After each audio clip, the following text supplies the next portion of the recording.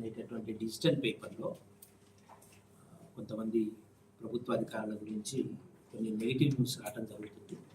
దాంట్లో భాగంగా ఈ వీరగాథ అనేటటువంటి టైటిల్ తోటి మిర్యాలగూడ డివిజన్కి సంబంధించిన ఒక సిఐ మీద కొన్ని అవినీతి ఆరోపణలతోటి న్యూస్ కంటిన్యూస్గా రావటం, దానికి సంబంధించి మేము ఎంక్వైరీకి ఇచ్చారు. ఎంక్వైరీ క్రమంలో మేము అన్ని విధాలు కూడా ఎంక్వైరీ చేస్తున్నాము.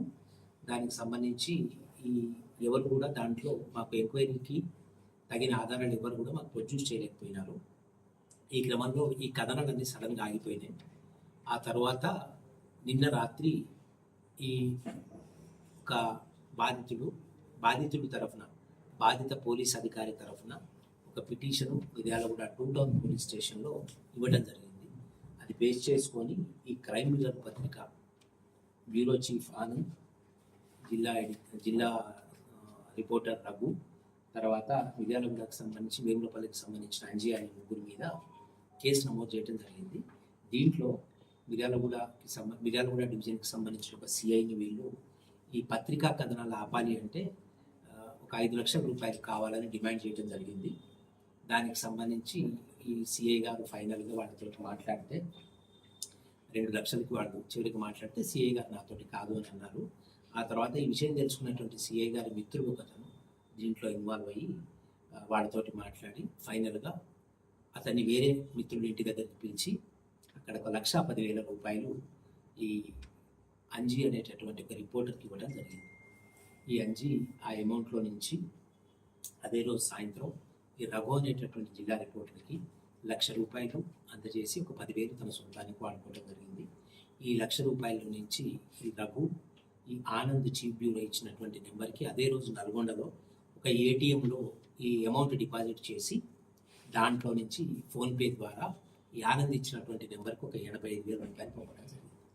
ఇదంతా కూడా ఇన్వెస్టిగేషన్ క్రమంలో తేలిన తర్వాత రఘుని, అంజని ఇద్దరిని మేము ఈరోజు కస్టడీకి తీసుకొని విచారించిన తర్వాత దీనికి సంబంధించి సోషల్ మీడియాలో కొంత వైరల్ కావటము, కొంతమంది బాధితులు ముఖ్యంగా ప్రభుత్వ ఉద్యోగులు అందరూ కూడా ఎవరైతే ఈ క్రైమ్ మిర్రర్ పేపర్ బాధితులు ఉన్నారో వాళ్ళందరూ ఈరోజు ముందుకు వచ్చి జిల్లాలో కొన్ని పోలీస్ స్టేషన్స్లో దరఖాస్తు ఇవ్వడం జరిగింది.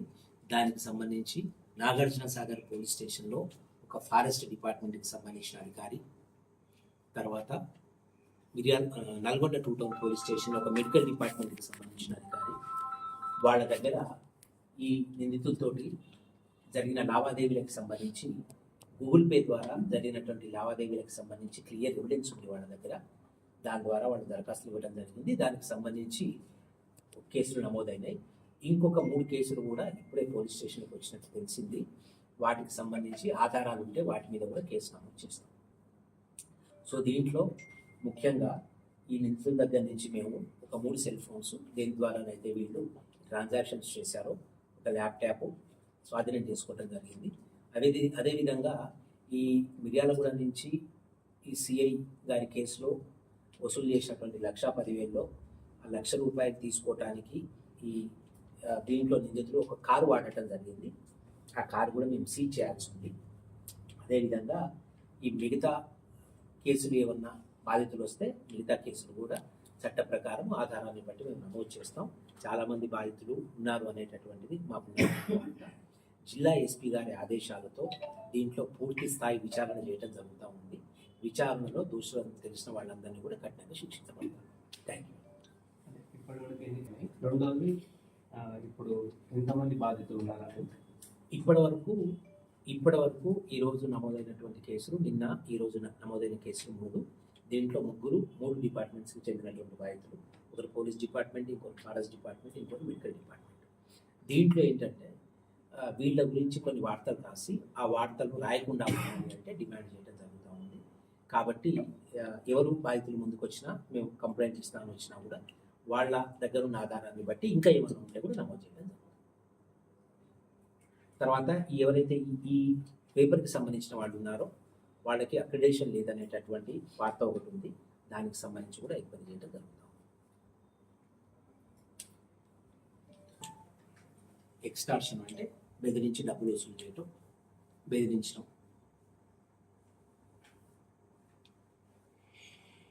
ఈ సెక్షన్ కింద కేసు. అంటే గత కొంతకాలంగా జిల్లా మీద మొత్తం ప్రైమ్ మినిస్టర్లో ఆ పత్రికలో జిల్లా వ్యాప్తంగా ఉన్న అధికారుల మీద వార్తలు వస్తున్నాయి సార్. ఆ నేపథ్యంలోనే ఈ ఘటన జరిగిందని అంటున్నారు. జనరల్గా ఇప్పుడు మిర్యాలగూడ లిమిట్స్లో సిఐ గారి మీద అయితే రాశారో దానికి సంబంధించి ఆడియో వీడియో ఎవిడెన్స్ మా దగ్గర చాలా క్లియర్గా ఉంది. అదేవిధంగా మిగతా అధికారులకు సంబంధించినటువంటి ఫోన్ ట్రాన్సాక్షన్స్ కూడా క్లియర్గా ఉంటాయి. ఆ ఆధారాల దాని ప్రకారమే కేసు నమోదు చేయడం జరిగింది.